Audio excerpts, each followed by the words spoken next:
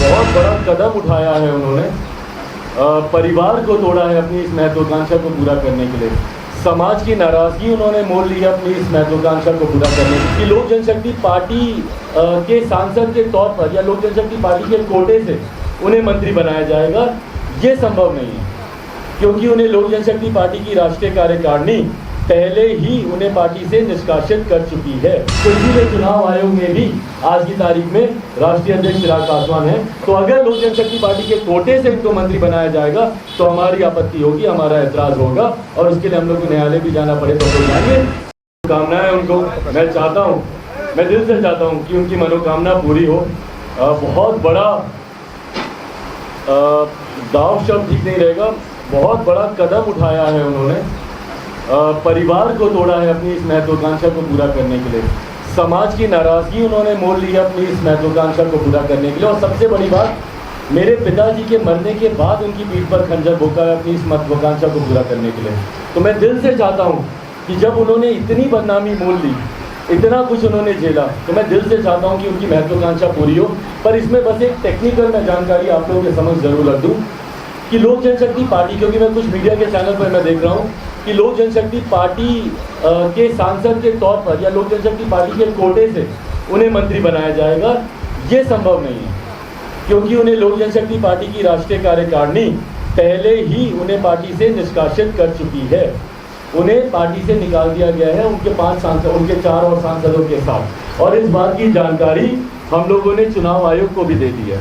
तो अगर कहीं गलती से अगर उन्हें लोक जनशक्ति, और मैंने प्रधानमंत्री जी को भी आज एक पत्र के माध्यम से उनकी जानकारी में भी मैंने दिया, क्योंकि संभवतः प्रधानमंत्री जी व्यस्त होंगे, उनकी जानकारी में कितनी बातें आई होंगी नहीं आई होंगी, पर मैंने उनकी भी जानकारी में मैंने इस बात को एक पत्र के माध्यम से मैंने दिया है कि इन लोगों को हम लोगों ने पार्टी से निकाल दिया है। पार्टी से अब इनमें से किसी भी सांसद का कोई संबंध नहीं है।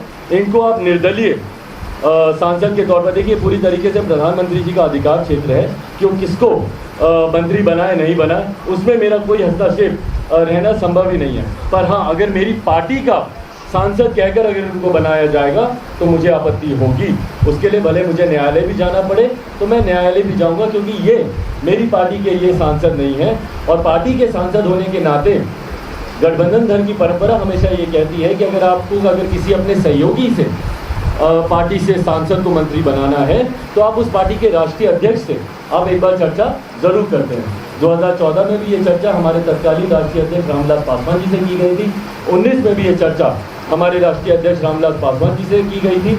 और आज की तारीख में भी अगर किसी को संदेह है कि लोक जनशक्ति पार्टी किसकी है, पार्टी का नाम किसका है या सिंबल किसके पास है, तो मैं इस बात को स्पष्ट कह दूं कि कृपा करके चुनाव आयोग जाएं उसमें जाकर, क्योंकि इन लोगों ने सिर्फ वहाँ पर इस बात को बोला है कि भैया मैं अब राष्ट्रीय अध्यक्ष बन गया हूँ। भैया सिंबल पे आप क्लेम करेंगे कि नहीं करेंगे? आप बोलेंगे ना कि भाई पार्टी मेरे नाम पर आप कीजिए, पर वो हिम्मत ही नहीं है। इनको पता है कि इनके पास राष्ट्रीय कार्यकारिणी का समर्थन नहीं है। इनको पता है कि 95% पार्टी आज की तारीख में मेरे साथ है।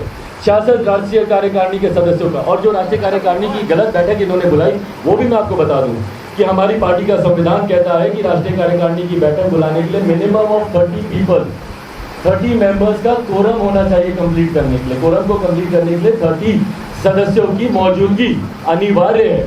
आप बताएं ना कि भैया बंद कमरे में जो आपने बैठक की कितने लोग थे आपके पास और कौन लोग थे वो?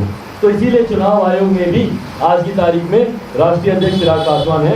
तो अगर लोक जनशक्ति पार्टी के कोटे से इनको मंत्री बनाया जाएगा तो हमारी आपत्ति होगी, हमारा ऐतराज होगा, और उसके लिए हम लोग को न्यायालय भी जाना पड़े तो हम लोग जाएंगे।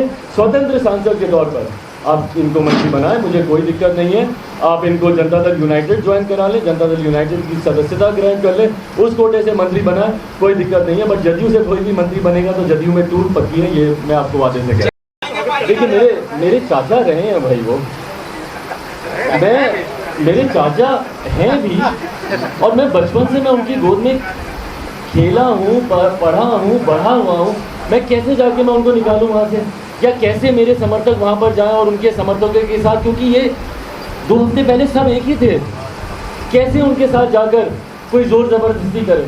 भाई आपको नहीं पसंद मैं कार्यालय में नहीं आऊँगा, मैंने व्यवस्था कर ली ना अपने यहाँ पर हाँ, जिस दिन मुझे अपना कानूनी अधिकार वहाँ पर जताना होगा मैं आऊँगा। और तब तक मैं आपको समय दे रहा हूँ कि आप वहाँ से जितना हो सके आप भी अपनी वैकल्पिक व्यवस्था बना लें, क्योंकि इस बात की चिंता हम लोग को हमेशा से रही है कि वो कार्यालय ज़रूर आए बट उसको मेरे चाचा जी ने हमेशा आवाज़ के तौर पर भी इस्तेमाल किया। तो मेरे लिए उचित नहीं होगा कि मैं उनको जाकर बोलूं कि भैया आप अपना आवाज़ खाली करें। चिराग जी, बीजेपी और मोदी चिराग जी, आपने कहा कि अगर